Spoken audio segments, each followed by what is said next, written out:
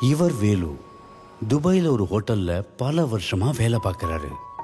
தன் ஊர்ல தனக்குன்னு ஒரு சொந்த வீடு கட்டுறதுக்காக. இந்த வேலு தன் குடும்பத்துக்காக எவ்வளவோ செஞ்சாரு.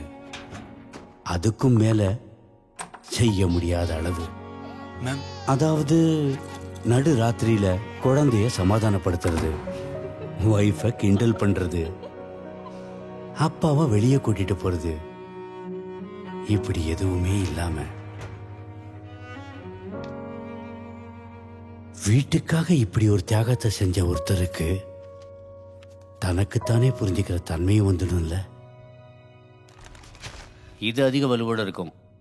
இது காயறதுக்கு அதிக நேரம் ஆகும் இல்ல? 25 வருஷமா வெயிட் பண்ணிட்டேன்.